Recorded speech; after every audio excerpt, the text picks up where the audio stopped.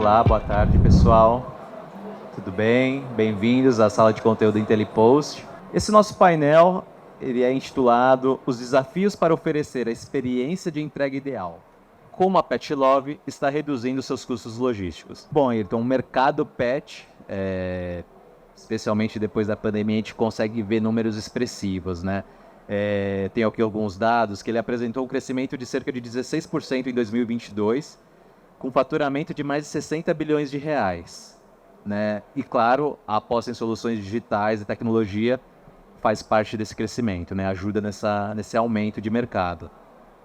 Queria saber de vocês dois, pode começar por você, Ayrton, como vocês têm percebido essa maior adoção de tecnologia e como o consumidor pode notar esse tipo de serviço a mais? Boa. Assim, acho que é uma tendência do varejo como um todo, né? Então, eu acho que a,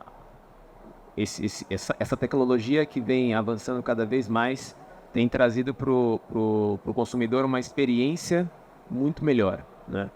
Então, isso, na minha cabeça, se torna um grande ciclo, né? Porque você educa o cliente, ele sobe a régua dele, tecnologia entra na história para desenvolver e atender aquela nova expectativa. O cliente se acostuma, cria uma nova tendência, tecnologia vem como suporte, né? De modo que isso, né? Eu não sei qual é o fim, né? Mas a tecnologia, sem sombra de dúvida, está por trás, né? Desse aumento, né? Na verdade, cumprimento da expectativa que o cliente tem sobre as entregas, né? Eu acho que a tecnologia apoia algumas frentes, né? Mais claras na minha cabeça, algumas, por exemplo, facilidade de compra, né? Então, eu acho que isso é um grande facilitador hoje para o cliente e a tecnologia tem apoiado N formas de fazer cada vez mais rápido, né? Comunicação, né? Acho que a gente tem falado bastante de chatbot, como que tecnologia aumenta a interação, né, com o cliente final, com o consumidor final. Do ponto de vista do cliente, né, eu vejo ele consegue ter assim uma conveniência maior, né? Ele percebe a tecnologia através da conveniência, né? Então ele tem uma entrega rápida, né? Ele consegue ter mais de uma opção de entrega, né? Ele consegue ter opções de entrega ali conforme a rotina dele, momentânea. Ah, hoje eu quero receber em casa, ou amanhã eu quero passar em algum lugar e retirar.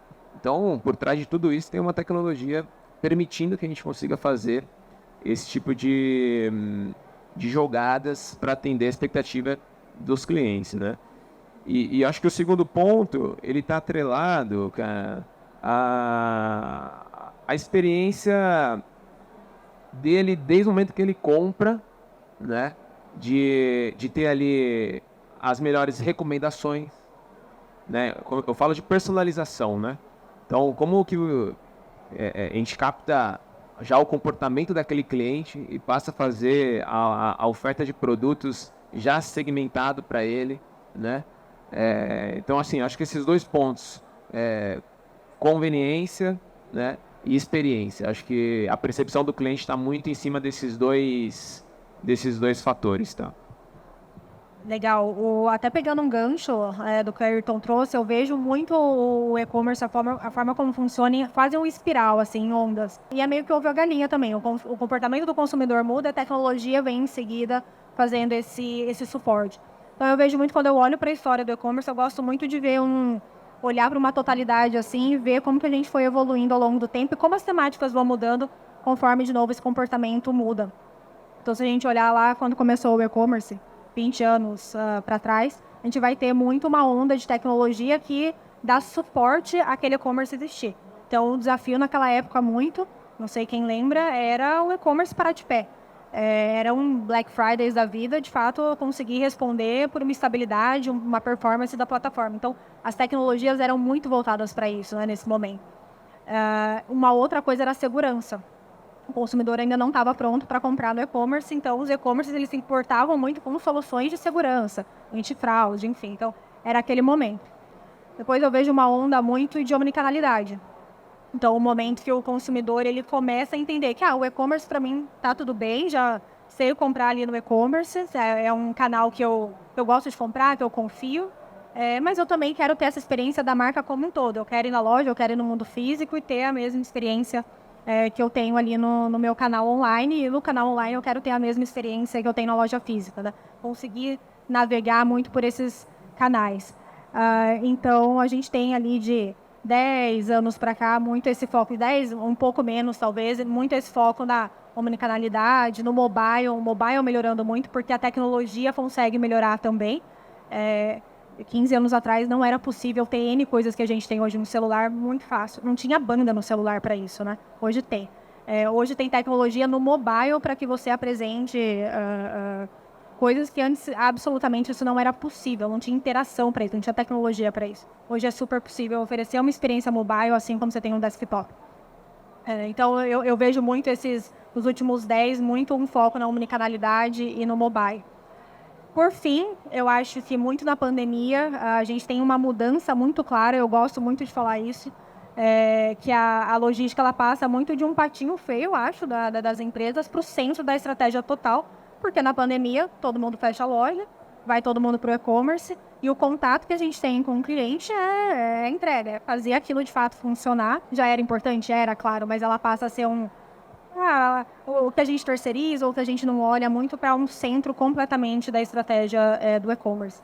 Então eu vejo muito que a gente está nesse momento de como deixar a entrega muito, muito bem tunada para o e-commerce, para lojas, como que eu faço toda essa malha funcionar e dar uma experiência melhor para o cliente. E claro, nos últimos anos também não deixando de falar de personalização, concordo 100% contigo, que é o tema da vez, o quanto eu consigo de fato apresentar o que o meu cliente quer comprar, no momento que ele quer comprar, quando ele quer que seja entregue, onde ele quer que seja entregue. O cliente não quer, muitas vezes ele não pode receber o produto. Ele mora numa casa, ele mora num prédio sem portaria, ele mora, enfim. Então ele passa muito mais ao centro em novas modalidades que tanto a tecnologia quanto a operação permitem hoje. Perfeito. Suene, você citou alguns problemas, alguns obstáculos que tínhamos há 15 anos, por exemplo, a Panda, né? Falta no caso, né? E eu queria saber de você agora os grandes desafios, na verdade, para oferecer uma experiência de entrega sustentável para o negócio e que agregue valor à jornada de compra do consumidor. O varejo hoje ele precisa fazer muito desse balanço ideal entre o que o consumidor espera, mais o que de fato eu consigo sustentar no meu negócio. Então a gente vem até de uma onda, né? A Ayrton com certeza pode falar melhor pra gente. A gente vem numa onda de Brasil dava-se frete grátis, era a regra da frete grátis há 5 anos atrás. Isso passa a ser insustentável, né? Então a gente vê muito, de fato, o frete finalmente sendo refletido no carrinho de compra do consumidor. Mas precisa haver um balanço importante para isso, né? Que ainda seja vantajoso para aquele consumidor comprar ainda no e-commerce. Senão ele deixa também de comprar no e-commerce, ele deixa de ser vantajoso para ele. Então, certamente, eu acho que esse é um desafio. E ele esbarra também tecnologia, porque para eu conseguir oferecer um custo que faça sentido para o meu consumidor, mas faça sentido para o meu negócio também, isso vai passar por eu ter uma cadeia inteira, porque a gente está olhando só para o custo da última milha, mas na realidade é uma cadeia inteira que vem. Toda essa cadeia está extremamente tão tunada, tão bem tunada, que de fato eu consigo oferecer o menor custo para esse meu consumidor. Eu acho que essa certamente é o ponto principal. Mas com certeza a gente pode falar de prazo também, um ponto central para mim. E por prazo é que eu sempre gosto de falar sobre entrega conveniente, porque o prazo, claro, acho que tem muito da expectativa de um prazo menor, mas não necessariamente. A gente acabou de falar de personalização para o cliente. Entregar aquilo, o que e o quando faz sentido para aquele cliente, para cada um dos clientes. Às vezes, para a Suene, o que faz sentido é a entrega no mesmo dia, e eu preciso estar pronta para isso. Mas para o Ayrton, o que faz sentido é ele retirar no ponto mais perto do trabalho dele daqui a 3. Então, a entrega ser realizada, eu não vou chamar de prazo, mas de uma forma mais conveniente para cada uma das pessoas. Então, acho que eu colocaria esse segundo ponto. Um terceiro ponto que a gente esbarra bastante ainda no mercado é o track daquela compra. Então, rastreio, de fato, muito bem tunado, assertivo e preditivo. Então, é algo que eu vejo muito o varejo. É um tema já há muitos anos, mas que ainda é um desafio. Isso porque a gente vai esbarrar na transportadora e quem está de fato fazendo essa entrega no dia a dia, no físico, no mundo real. E muitas vezes a transportadora ela não vai ter a tecnologia ideal. Então, esse com certeza é um outro desafio, continua sendo um desafio. E digo que é um desafio monstruoso. O Brasil tem proporções gigantes. A gente não está falando, como a gente fala de alguns países europeus, principalmente, que você tem ali 5 ou 10 transportadoras. Claro, a gente tem uma consolidação, temos. Mas é um país gigantesco que tem muitos players jogando e players de todos os tamanhos, mais tecnológicos, menos tecnológicos. E acho que, por fim, aqui eu adicionaria muita questão de sustentabilidade, que a gente vê vindo esse tema sempre, ver ele chegando. Eu acho que com mais força e cada vez mais força, eu acho que isso não vai parar. Então, acho que um desafio também é fazer toda essa cadeia acontecer de uma forma que faça sentido para o consumidor, que tem as gerações mais novas se importam cada vez mais com isso, de o quanto eu consigo fazer toda essa cadeia funcionar, mas eu garanta menos emissão de carbono, eu garanta que tudo que eu posso fazer tem menos emissão de papel. Hoje uma entrega, um dado que eu sempre gosto de trazer, uma entrega média, se imprime 17 folhas de papel, é bastante. Então, cada vez mais eu acho que tem muito essa preocupação de como fazer toda essa cadeia, me dar um frete barato, mas que faça sentido também de um ponto que a gente não está estragando o nosso planeta. Ayrton, pegando esse discurso que a Suene fez, frete, preço de frete grátis, frete mais barato, isso atrai muito o consumidor, claro, né? Quem quer ficar pagando taxa. Quais são as principais estratégias, as mais eficazes para você conseguir reduzir o custo logístico, mas sem comprometer a qualidade de uma entrega ou de um sistema de devolução? Esse é um tema bastante abrangente, né? Assim, um pouco do que eu acredito muito e tem se discutido bastante é o footprint logístico, né? Então, falando em last mile, né? Descentralizar, né? É um exercício que tem se mostrado importante, né? Como que eu estou mais próximo do cliente, dado justamente o tamanho do nosso país, né? É um movimento que particularmente a Petlove fez nos últimos anos, que foi descentralizar, né? O custo logístico como um todo é um trade-off, porque você acaba tendo uma operação também rodando em outras regiões, mas é como que você encontra esse equilíbrio, né? Entre eu passar a oferecer um serviço melhor, pensando numa elasticidade de venda, né, a ponto que isso subsidia um pouco do custo instalado que você tem de logística naquela região, né?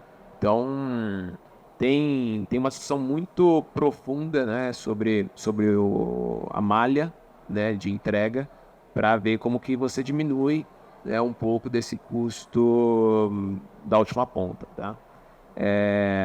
Mas eu acho que não é só isso, acho que tem algumas iniciativas importantes. Por exemplo, acho que roteirização, né? Cara, acho que o modelo antigo era assim, entregava essa carga para o motorista planejava da cabeça dele qual era a melhor rota, porque ele era ali do bairro, né? Mas será que é a forma mais eficiente? Será que é a forma mais otimizada, né? Tanto do ponto de vista de trajeto, do ponto de vista também de produtividade, né? Então, na hora que você traz essa tecnologia, que você traz um sistema que consiga te ofertar, né, essas boas rotas, isso é redução de custo, na veia, né? Então, esse é um exemplo que eu acho que é principalmente os parceiros, né? Eu estou falando do ponto de vista de embarcador, mas é algo que eu venho questionando, provocando bastante as transportadoras também olharem para essa questão, né? Será que tá totalmente otimizado o processo de entrega last mile a ponto, e na verdade eu estou pensando no benefício que talvez eu possa ter, que se ele conseguir essa redução, né, isso pode voltar para mim, e pensando no meu cliente, né, para aqueles que não são frete grátis, que consigam ter um frete um pouco mais acessível. Então, assim, eu vejo como um fator importante, né? A gente fala muito acho que o segundo ponto também acho muito relevante dentro da operação é a automação, né? Aqui tem um trade-off grande, porque você tem, querendo ou não, um investimento, né? Mas ao longo tempo, é uma conta que, bem feita, ela vai te trazer uma redução de custo logístico, né? Se tornando mais produtivo. Não tem discussão aqui. Eu sou mais produtivo, faço mais com menos, né? Consigo ter uma operação mais eficiente. Isso é redução logística, né? E assim, e acho que isso, isso pode melhorar um pouco o headcount, você consegue ser mais produtivo, tem uma linha de perda que você pode controlar também muito melhor, né? Uma vez que você deixa de operar isso de forma manual, né? Então, eu costumo falar que a última linha lá é o que geralmente a gente reporta, mas a gente olha outras milhares, né? Então, cada linha dessa, teoricamente, deveria ter um plano de ação. Tem vários exemplos em que, numa negociação, você consegue, né, reduzir esse custo logístico fazendo aproveitamento, talvez, de um outro setor, né, que está ali na sua região, que tem a obrigatoriedade de voltar, né, e você acaba captando essa oportunidade. Então, eu acho que você vai somando tudo isso, é a grande engrenagem que vai trazendo ali as reduções, sabe? Perfeito. Eu queria que vocês comentassem, né? Bom, a Petlove, que é uma das precursoras no mercado pet online, e a IntelliPost, que oferece soluções para esse mercado de logística. Eu queria que vocês falassem um pouco sobre a parceria que há entre as empresas, né? E, enfim, do lado da Petlove, o que mudou, né, no cenário ali de logística, especialmente, e, enfim, as soluções que vocês oferecem para a Petlove também. Bom, eu acho que a parceria Petlove e IntelliPost, ela é antiga.